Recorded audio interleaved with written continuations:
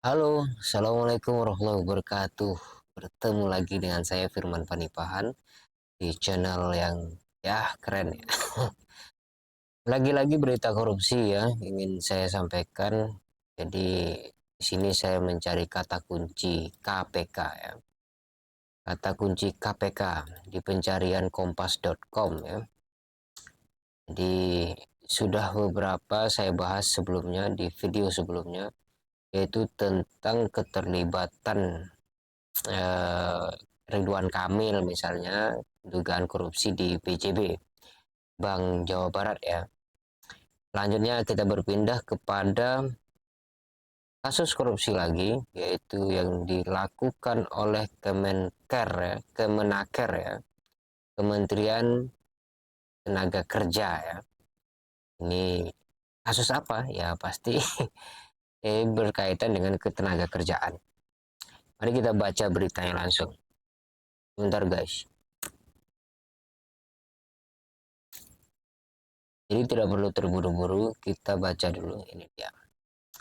KPK lanjut sita kendaraan diduga terkait korupsi di Kemenaker. Eh, Pertama reaksi saya dari judul berita ini, seolah-olah berita ini adalah berita lanjutan ya. Ini sebelum saya buat konten ini saya juga bertanya kepada diri sendiri, sekaligus mencari berita sebelumnya. Apakah ada berita sebelumnya tentang Kemenaker ini? Kemenaker yang diduga terkait korupsi, sehingga KPK lanjut. Di sini kan istilah lanjut ini agak ambigu, ternyata ketika saya cari nggak ada itu ya. Nah, kita anggap saja bahwa memang kasus korupsi ini adalah kasus sehari-hari ya, sehingga judul berita pun itu mengikuti zaman, mengikuti keadaan, bahwa korupsi itu bukan berita baru, berita lanjutan ya. Oke, sampai di situ aja pemahaman kita dulu tentang kelanjutan dari judul ini. Kita ambil dari highlight ya, yaitu kutipan yang paling panas dari berita ini. Meski demikian, KPK masih enggan konfirmasi identitas 8 tersangka dalam kasus ini. Walakin walakin di antara para tersangka itu disebut-sebut ada dari internet, ada internal Kemenaker ya, internal Kemenaker. Tentulah ya. Oke, lanjut kita baca guys ya. Kita percepat saja, berita ini panjang sekali, panjang ini. Satu semacam ini investigasi ya, berita mendalam ini. Jakarta Kompas ini tanggal 22 Mei. Jadi berita ini sudah 22 Mei yang lalu. Oke.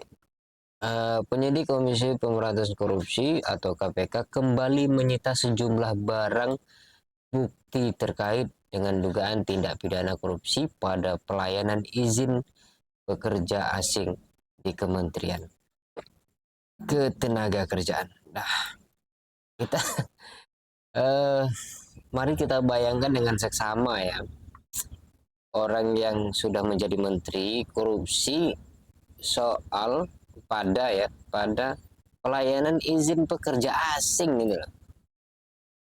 Oh, itu kan uang receh itu, izin-izin seperti itu. Istilah lainnya sebenarnya pelicin ya, istilah pelicin. Atau kita, kalau kita ingin menggunakan istilah preman ya, itu pungli gitu kan. Izin-izin seperti ini. Bermain mata dengan maling gitu. Oke, kita lanjut. Berupa 4 kendaraan bermotor. Oke, yang disita 4 kendaraan bermotor. Barang bukti tersebut disita dari 2 rumah milik pihak-pihak yang diduga terkait dengan dugaan tersebut. Keempat kendaraan itu terdiri dari 3 mobil dan 1 sepeda motor. Penyitaan kendaraan tersebut merupakan hasil penggeledahan di 2 rumah yang berlokasi di Jabodetabek pada Rabu 21 Mei 2025, pada Kamis 22 Mei 2025. Kendaraan tersebut sudah berada di Gedung Merah Putih KPK. Lanjut ya. Namun hingga kini KPK belum merinci identitas 8 tersangka. Nah, memang ini kayaknya berita lanjutan. 8 tersangka ya.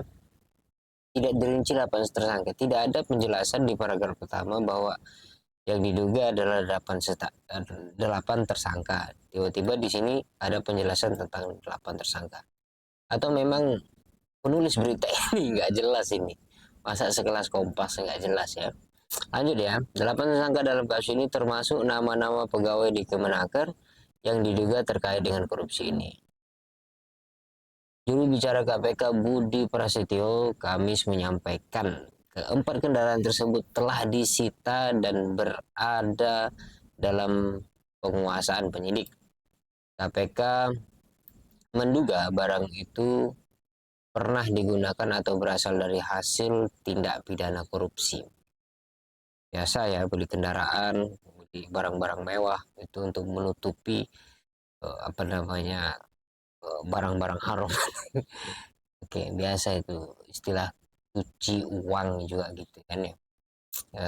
Kasus sebelumnya saya bacakan di YouTube saya tentang iklan yang berlebihan itu di BJB. BJB itu kan Bank Jawa Barat itu yang Ridwan Kamil terkait dengan itu juga dugaannya adalah kasus penyucian uang itu, tapi tidak ada istilah penyucian uang karena membuat iklan yang berlebihan sehingga dugaan kerugian negara mencapai 222 miliar ya. Ini pernyataan dari ini siapa penyidik. Tim masih mendalami keterkaitan dengan aset-aset yang disita tersebut, apakah digunakan atau hasil dari dugaan tindak pidana korupsi tersebut, katanya di Gedung Merah Putih ya. Gedung Merah Putih ya. Meskipun di desa wartawan, Budi belum bisa memberikan informasi detail mengenai identitas pemilik rumah yang digeledah, jenis kendaraan yang disita, dan status pihak-pihak yang terlibat.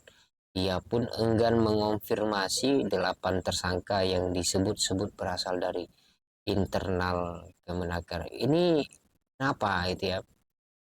Kenapa harus enggan-enggan ini? Nah, di sini kadang kita harus dalam membaca berita itu perlu kekritisan ya. Keengganan itu kenapa gitu ya? Apakah berita ini sengaja di up hanya untuk menggertak, hanya untuk uh, undangan secara paksa gitu ya? Dalam pengertian politis, supaya nanti sebagai senjata, hati-hati kamu gitu kira-kira. Supaya ada nego-nego di bawah kasur ya. Detailnya nanti kami sampaikan pada kesempatan berikutnya, ucapnya. Ini nggak bisa seperti ini nih. Tapi sebagai berita oke lah. Sebagai kasus ini harusnya tidak boleh begini nih. Rumah yang digeledah itu nggak disebutkan, terus mobilnya tidak disebutkan itu ya. Tim masih mendalami keterkaitan dengan aset-aset yang disita tersebut, apakah digunakan atau hasil dari dugaan tindak pidana korupsi tersebut ya. Pada Selasa 20 Mei 2025, KPK telah menggeledah kantor Kemenaker di Jalan Gatot Subroto nomor 51 yang menyita 3 kendaraan roda 4. Ini pengulangan kata. Oke, barangkali begitu ya. Jadi memang kasus tindak korupsi di Indonesia itu akan terus mengalir ya, seperti mata air yang kalau dia ditutup justru akan akan mengakibatkan kebuntuan, kehausan, dan kelaparan. Kalau korupsi itu hilang, kalau analoginya seperti mata air yang saya sebutkan barusan, maka seolah-olah perpolitikan di Indonesia ini akan mati dan macet gitu. Maka korupsi ini bisa disebut sebagai semacam nadinya politik ya. Jadi sulit untuk dihancurkan. Oleh karena itu korupsi ini sekarang dengan berbagai macam instrumennya berupaya, bukan berupaya, sudah menjelma ya, berevolusi ya, menjadi sesuatu yang lebih kuat sehingga antibiotiknya udah nggak ada lagi itu. KPK yang sekarang sebagai antibiotik mulai melemah itu, sehingga dia tidak bisa menangkap hal-hal korupsi-korupsi besar itu. Dia hanya bisa menangkap hal apa korupsi-korupsi kecil itu. Seperti obat itu terlalu banyak obatnya, atau bukan hanya obat, tapi bukan obat itu tidak lagi berfungsi, tapi obat itu tidak mempan lagi gitu karena tubuh sudah kebal gitu kan. Atau karena penyakitnya sudah berevolusi sehingga perlu dicarikan selain KPK untuk mengatasi ini. KPK tidak cukup ya, literasi, pendidikan dan sebagainya kepada masyarakat tentang tindak korupsi ini juga perlu. Kayak kritis dan sebagainya itu perlu. Oleh karena itu memang kenapa Rocky Gerung, orang-orang yang beredukasi pada masyarakat itu pengikutnya banyak gitu ya. Karena memang jalan terang itu dicari oleh banyak orang gitu ya. Walaupun tidak semua orang sanggup menerima risikonya. Entah apa yang saya bicarakan ini, mungkin itu saja. Terima kasih. Wassalamualaikum warahmatullahi wabarakatuh.